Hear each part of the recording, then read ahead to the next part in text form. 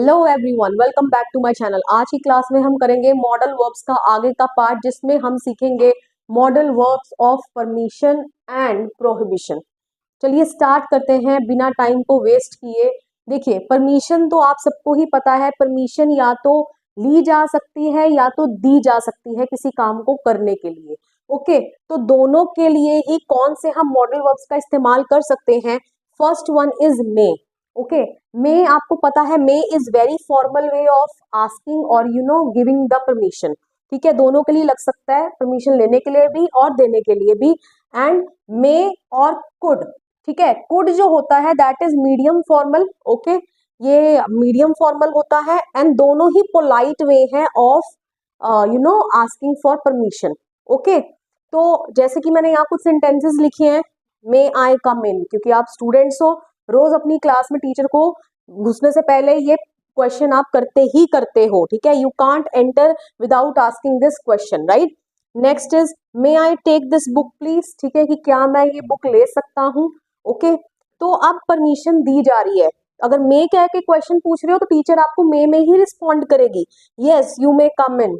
ठीक है, yes you may take this book. Okay, so यहाँ परमिशन ली जा रही है एंड यहाँ परमिशन दी जा रही है काम को करने के लिए। ओके, एंड अब बढ़ते हैं कुड की ओर। कुड जो होता है वो मीडियम फॉर्मल होता है एंड सेम सेंटेंस को मैं कुड कह के भी बोल सकती हूँ, जैसे could I borrow your pen please. Okay, could I use your mobile phone. Okay, क्या मैं आपका मोबाइल फोन यूज कर सकती हूँ। ओके, बट आपने ये बात ध्यान रखनी है कि कब could always is used for asking for permission. Could को हमेशा परमिशन लेने के लिए ही यूज किया जाता है, ना कि परमिशन देने के लिए। ओके, तो यहाँ मैंने लिख दिया है could can not be use to give permission. Okay, could को कभी भी आप परमिशन देने के लिए यूज नहीं कर सकते हो। एंड यहाँ पर एक चीज आपको और क्लियर कर दूं, could is past of can. ठीक है, कुड जो होता है वो पास्ट होता है कैन का, but when asking for permission could does not have past tense meaning. Okay, जब हम परमिशन लेते हैं, हम कुड का इस्तेमाल कर रहे हैं, तो यहाँ पर कुड का लेना देना कैन की पास्ट फॉर्म से बिल्कुल भी नहीं है। इसका पास्ट मीनिंग यहाँ पर नहीं है। कुड को हम क्या कर रहे हैं, this is medium formal and हम परमिशन लेने के लिए इसको यूज कर रहे हैं। And may and could both are the polite way of asking for permission, whereas may can also be used for granting permission and could can never be used for granting permission. Okay, I hope so this difference is clear to you. Next is can. Okay, can is an informal way of asking or giving the permission. Okay, informal वे है, means जब आप अपने दोस्तों के साथ बात कर रहे हैं, घर पर अपनी फैमिली में मदर के साथ बात कर रहे हैं, फादर के साथ बात कर रहे हैं, ओके, तब आप कैन का यूज कर सकते हैं। Okay, but not with your teachers. ठीक है, not with your boss. Okay, अगर आप नौकरी करते हैं, यू आर एन एम्प्लॉय, तो आप अपने बॉस को कैन कह के नहीं परमिशन ले सकते। ईदर यू मे यूज मे और could. Okay, next can I come in. Okay, again can I come in means you are asking this from one of your friends or maybe your mother, maybe your father. Okay, can I borrow your pen.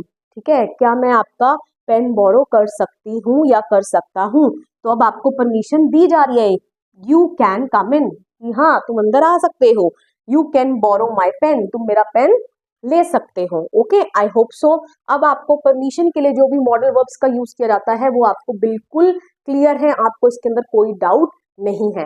फटाफट से कर लेते हैं इसके कुछ practice questions, जैसे you dash leave now said the boss to his employees. ठीक है, बॉस कह रहा है, ओके, किसको कह रहा है, एम्प्लॉयज को कह रहा है। ठीक है, तो यहाँ पर मे का इस्तेमाल किया जा सकता है बिकॉज फॉर्मल वे है। मे या कुड दोनों ही हो सकता है, नहीं कुड को यूज नहीं करेंगे यहाँ पे क्योंकि परमिशन दी जा रही है। ओके, तो देखिए थोड़ा सा ध्यान लगाकर करिएगा, रूल्स को दिमाग में रखकर करिएगा, बहुत इजीली से आप कर लेंगे। Okay, next dash I have some snacks mother. ठीक है, आप मदर से पूछ रहे हैं कि क्या आप मुझे कुछ स्नैक्स दे सकती हैं। ओके, एंड मदर से बात कर रही है तो इनफॉर्मल वे, तो can I have some snacks mother. Okay, next dash I open the window. Okay, polite way of asking. ठीक है, could I open the window. Okay, could I open the window please. Okay, क्या मैं window open कर सकती हूँ। Okay, so these are the three sentences, these are the three sentences. I hope so this much is clear to you. फटाफट से बढ़ते हैं prohibition की ओर।